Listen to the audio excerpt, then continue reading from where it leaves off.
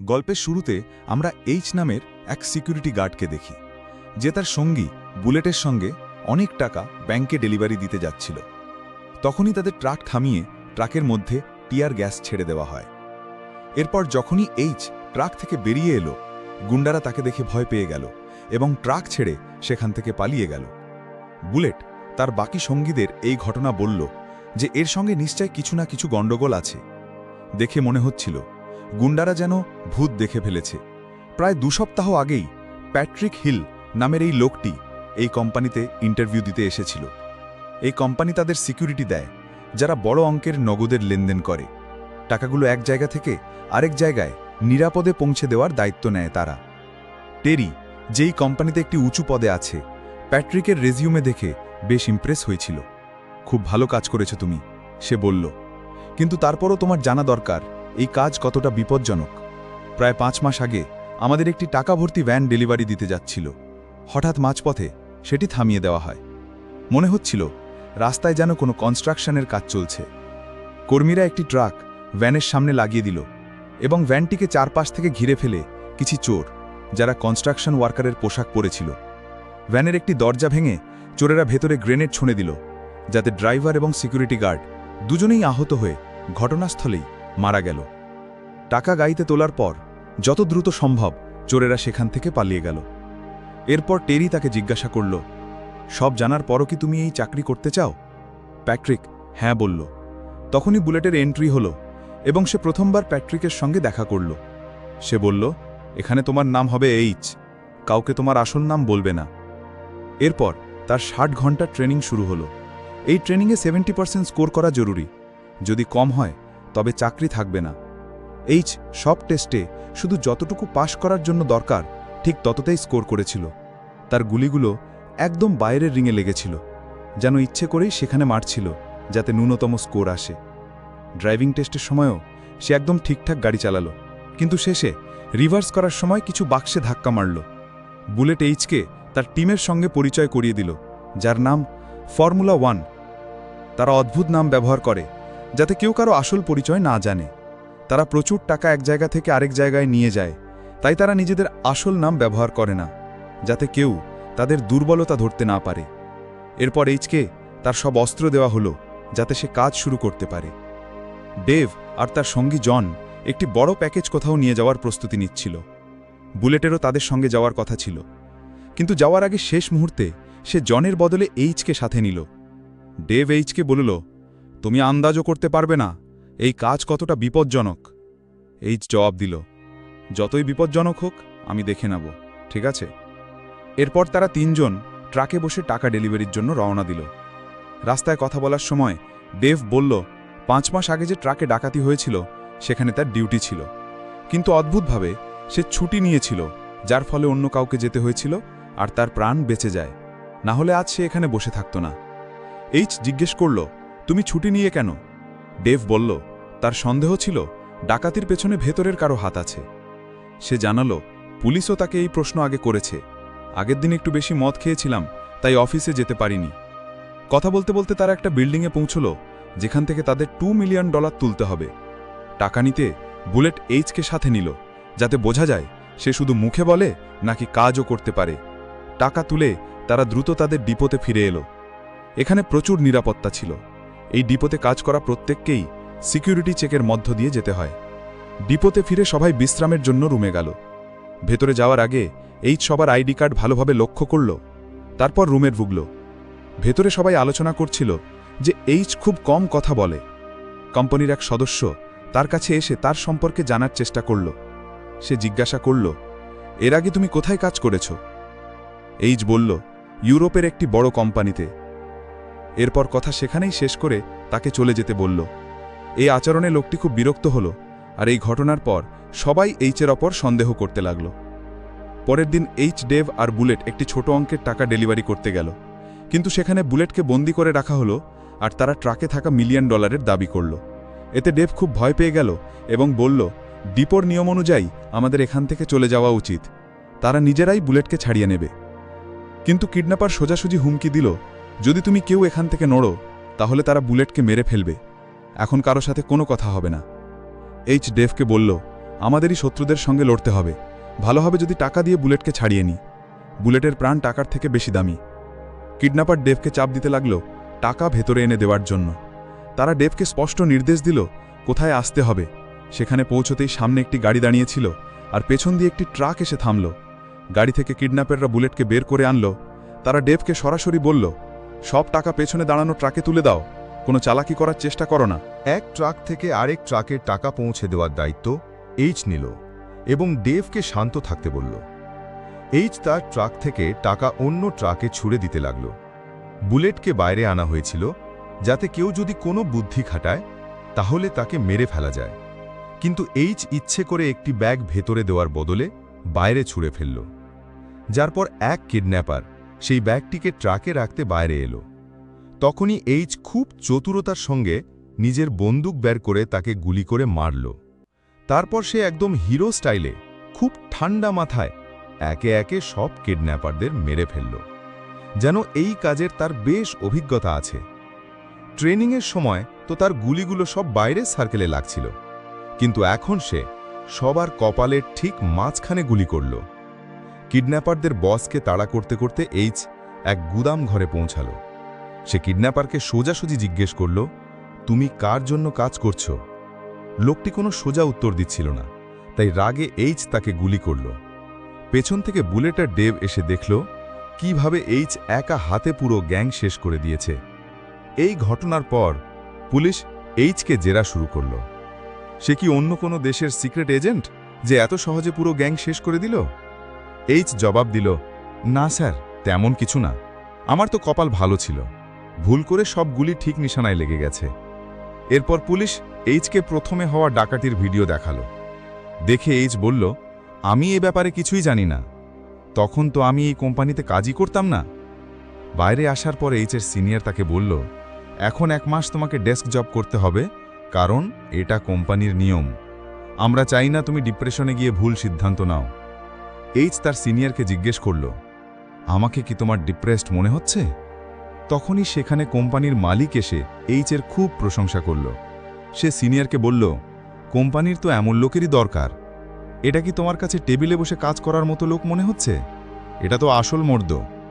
ঠিক তখনই যে পুলিশ অফিসার এইচের সাথে কথা বলছিল সে তার সিনিয়রকে ফোন করে জানালো এটাই সেই লোক যাকে তারা 25 বছর ধরে খুঁজছে। কিন্তু বস বলল, এখনই কোনো অ্যাকশন নিও না, ও যা করছে তা করতে দাও। অফিসাররা বলল, যদি সব জেনে বুঝে স্যার তাকে এখানে থাকতে দেন আর কিছু উল্টোপাল্টা হয়ে যায় তাহলে ডিপার্টমেন্টের বদনাম হবে।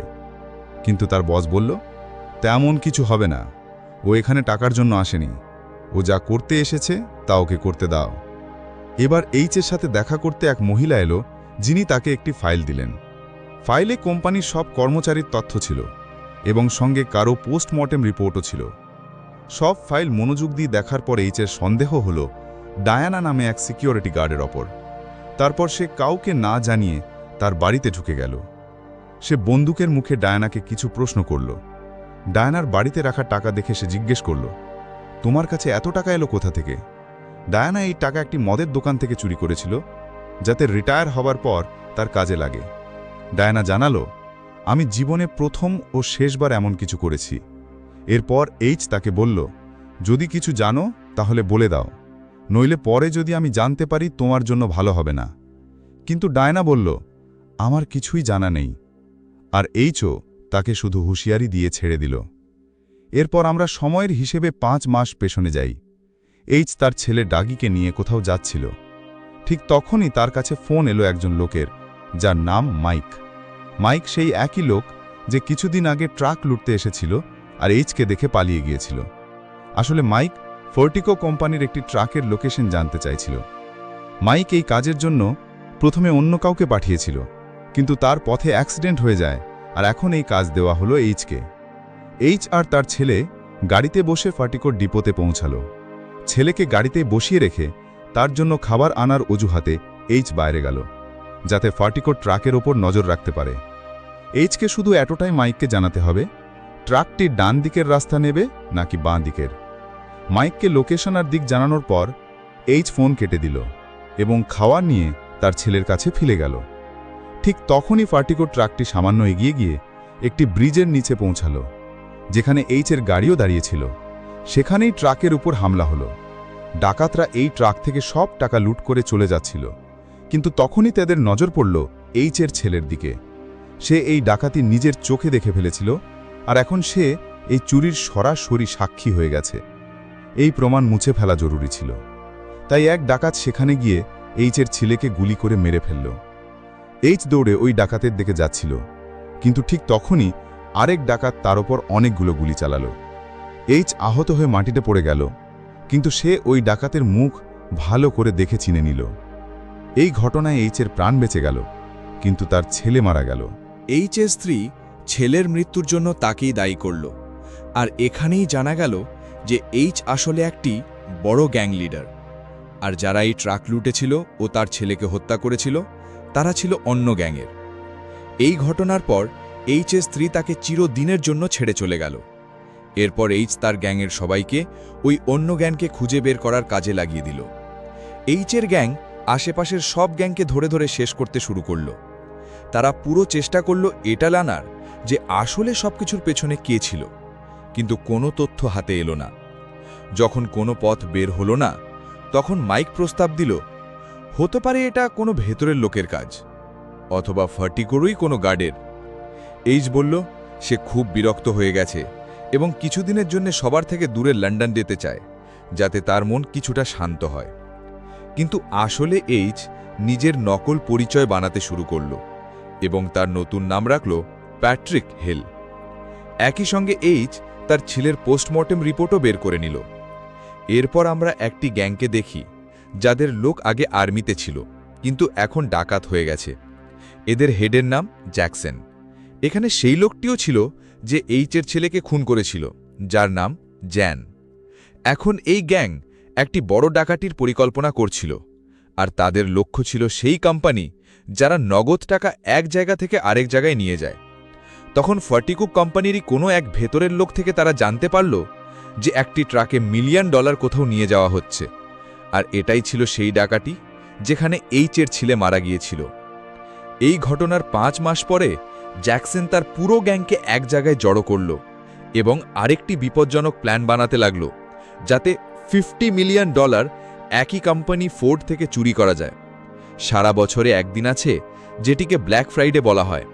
এই দিনে ফার্টিগোতে প্রচুর পরিমাণে নগদ টাকা থাকে। কিছুদিন পরে এইচ আর বুলেট টাকা নিয়ে ডিপোতে যাচ্ছিল। তখনই বুলেট এইচকে বলল, আসলে আমিই সেই লোক যে এই চোরদের সব খবর দিচ্ছে। আসলে বুলেটও আগে জ্যাকসনের গ্যাংয়েরই একজন ছিল এবং এখন অনেক দিন ধরে এই কোম্পানিতে কাজ করছে, যাতে সব খবর জ্যাকসনের গ্যাংয়ের কাছে পৌঁছে দেওয়া যায়। বুলেট এইচকে বলল, তুমি আমার কাছে কাজে লাগার মতো মানুষ মনে হচ্ছ, আমার সাথে যোগ দাও, তোমাকে মালামাল করে দেব। এইচ অনেক দিন ধরে এই খবরের অপেক্ষায় ছিল। সে সঙ্গে সঙ্গে রাজি হয়ে গেল। বুলেট ট্রাকটিকে একটি গোপন জায়গায় নিয়ে গেল, যেখান থেকে পরের প্ল্যান সম্পূর্ণ করা যাবে। এখানে কিছু চোর তাদের ট্রাকে লুকিয়ে বসেছিল। এরপরে এইচ ও বুলেট ট্রাক নিয়ে ডিপোতে এলো। এখন এই চোরেরা সঙ্গে সঙ্গে ডিপোর ভিতরে ঢুকল এবং ট্রাক থেকে নামতেই যত সিকিউরিটি গার্ড ও অফিসার ছিল তাদের সবাইকে বন্দি করে ফেলল। কিন্তু এর মাঝেই একজন গার্ড সিকিউরিটি অ্যালার্ম বাজিয়ে দিল, যাতে পুলিশ জানতে পারে যে ডিপোর ভিতরে ডাকাতি হচ্ছে। অ্যালার্ম বাজায় পুলিশ এখন অবশ্যই ডিপোতে আসবে। সুযোগ বুঝে বাকি সিকিউরিটি গার্ড এই লোকদের উপর হামলা করল, কিন্তু জ্যাকসনের গ্যাং খুব দ্রুতই তাদের কাবু করে ফেলল। জ্যাকসনের গ্যাং বুলেট প্রুফ জ্যাকেট পরেছিল। এইচকে আগে থেকেই বন্দী করে আলাদা রাখা হয়েছিল। সুযোগ পেয়ে এইচ চোরদের উপর চড়ে বসল এবং তাদের বুলেট প্রুফ আর্মার পরে নিল। এখন সে তাদের পোশাকে গ্যাংয়ের সদস্য সেজে বাইরে এলো। এদিকে বুলেটও তার আসল চেহারা দেখিয়ে দিল এবং দ্রুত ডেভ ও ডাইনাকে মেরে ফেলল। এখন জ্যাকসন, বুলেট ও জ্যানি গ্যাং থেকে জীবিত আছে, কিন্তু জ্যাকসনও গুলির লেগে আহত হয়ে পড়ল এবং গুরুতর জখম হল। এই তিনজন এখন ডিপো থেকে কোনো মতে টাকা ভর্তি ট্রাক নিয়ে বেরিয়ে পড়ল এবং বাইরে দাঁড়ানো পুলিশের গাড়ি ধাক্কা মেরে রাস্তা পার হয়ে সেই গ্যারেজে ঢুকে গেল। এই গ্যারেজের নিচে কিছু আন্ডারগ্রাউন্ড টানেল ছিল। জ্যাকসন তখন খুব আহত ছিল এবং তার মনে সন্দেহ হচ্ছিল যে জ্যান হয়তো তাকে মেরে নিজেই সব টাকা নিয়ে পালাতে চায়। সেই কারণে জ্যাকসন জ্যানের দিকে বন্দুক তাক করার চেষ্টা করল, কিন্তু জ্যান জ্যাকসনের বন্দুক কেড়ে নিয়ে তার গলা কেটে দিল। এখন জ্যান ও বুলেট সব টাকা নিয়ে এই টানেল দিয়ে বাইকে করে এক গাড়ির কাছে পৌঁছল। দুজনেই সব টাকা সেই গাড়িতে তুলল কিন্তু দুজনের মনেই বিশ্বাসঘাতকতা ছিল। বুলেট বন্দুক বের করে জ্যানকে মারার আগেই জ্যান আগে গুলি চালিয়ে বুলেটকে মেরে ফেলল এবং সব টাকা নিয়ে এই টানেলের মাধ্যমে নিরাপদে সেখান থেকে বেরিয়ে গেল। এখন তার মনে হচ্ছিল সে মুক্তি পেয়েছে। জ্যান এখন তার ফ্ল্যাটে আরাম করছিল। বাথরুম থেকে বেরিয়ে টেবিলের কাছে আসতেই সেখানে টাকা ভর্তি ব্যাগগুলোর মাঝখানে একটি ফোন বেজে উঠল। ফোনটা তুলতেই সে বুঝতে পারল এইচও তার বাড়িতে এসে গেছে। এটা ছিল এইচের প্ল্যান, যাতে সে জেনের লোকেশন জানতে পারে। এইচ তাকে বলল, যাকে তুই মেরেছিলি সেদিন, সেই ছেলেটা আমার ছেলে ছিল। সে তাকে তার ছেলের পোস্টমর্টেম রিপোর্ট দেখালো, যেখানে লেখা ছিল ভেতরের অর্গ্যানে গুলি লাগার কারণে তার ছেলের মৃত্যু হয়েছে। তারপর এইচ জেনকেও ঠিক একইভাবে মেরে ফেলল, যেমন করে সে ডাগিকে মেরেছিল। এরপরে এইচ বাইরে এলো, যেখানে এক এফবিআই চিফ তার জন্য অপেক্ষা করছিল। সব টাকা এইচ এফবিআইয়ের হাতে তুলে দিল। এখন নিজের কাজ শেষ করে এইচ গাড়িতে উঠে সেখান থেকে চলে গেল, আর সিনেমাটি এখানেই শেষ হয়।